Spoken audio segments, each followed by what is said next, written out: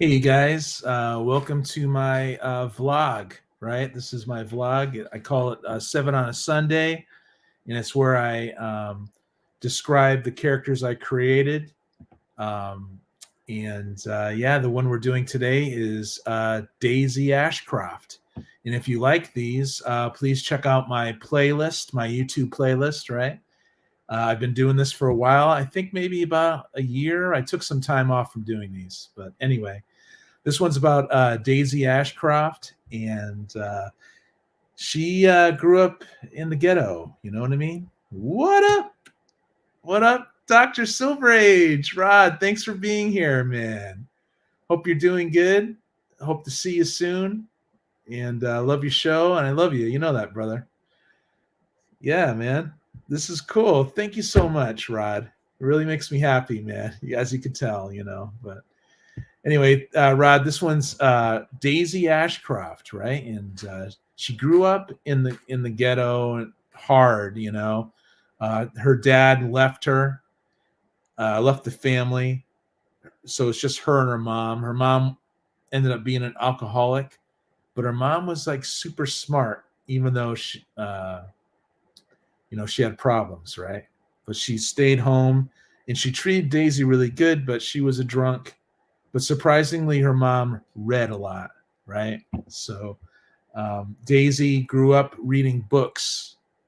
They also had an old VCR, you know, in a DVD player and stuff like that, and so she loved movies, and she developed this thing about martial arts, and so she took all her angst at a young age because she grew up very angry, but she didn't take it out on her mom so much, and just worked out all the time and just did martial arts. And she knew not to go outside that much, but she wanted to defend herself and her mom, and she kept busy reading.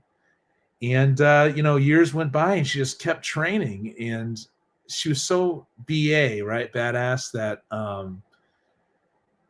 she almost became like Sifu level, and one day in her late teens or early 20s, she won the lotto. And so she got all this money, I mean, a lot of money. She won big. And instead of like moving away from the neighborhood, well, she kind of did that, but her mom died before that. So it was just her anyway. But she decided to give back to the community. So she created her own dojo, and it's a very successful dojo where she is the sensei or Sifu. And she also had a soup kitchen, right? She created a soup kitchen. So one day, she decides to let her higher up students teach the class, and she was feeling very angsty, and she couldn't determine why. She's like a genius level person, very introspective, kind of guarded too, but knows how to crack a joke, right? But so she decided to go home, and she's a disciplinary of the mind, right?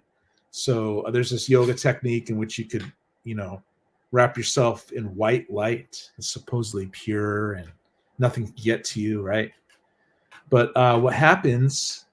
Um, Thanks, man. Thank you, Rod. Um, what happened was, although her intent was to be in this sanctuary that she creates of the mind, she gets psychically attacked, and she's seeing all this horrible things happening in flashes of red, you know, and it's as if she's a part of it too. It's as if like she's on the side of this evil, and she's clearing her mind further and trying to purge herself of that, and she couldn't.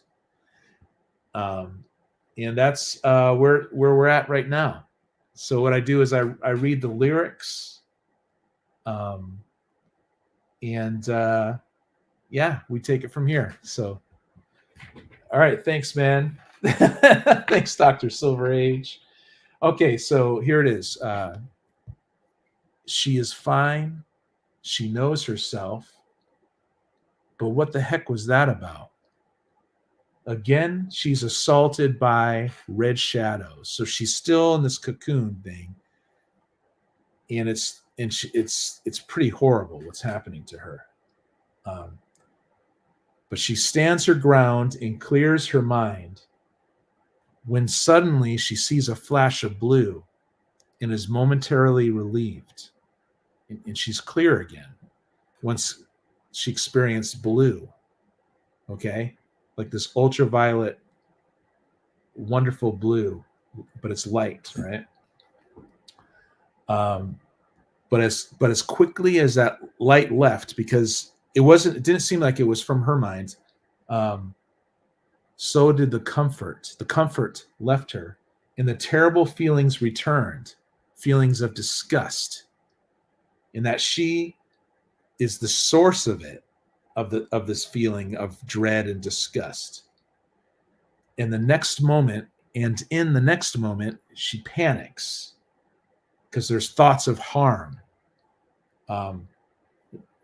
thoughts that are of harm that are defiling the natural world and hurting innocence.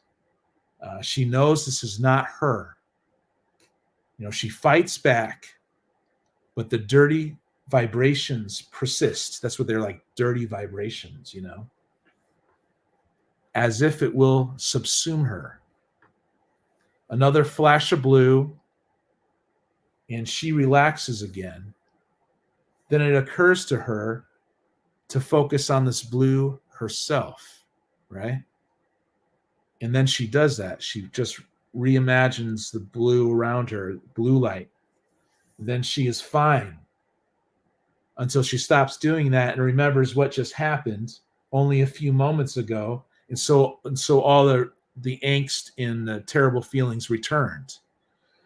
So she remained in blue without that association, and that's it. That's what I got here, you guys. So yeah, if you like what I'm doing here, please, like I say, check out the YouTube playlists. Thank you so much. I appreciate the support of my friends on YT, right? Later, this gets shown on FB and IG, maybe depending on how things go. Could be months later, but yeah, I created this whole world. In each segment, what I describe has a corresponding song. So this song is called The Dirty Vibrations, and it's going to drop tomorrow morning, 10 a.m. Pacific, right? What's up, Matthew? Thanks for being here. Thanks for your support, buddy. Always look forward to you guys, And yeah, that's it. Deuces. See you on the next one.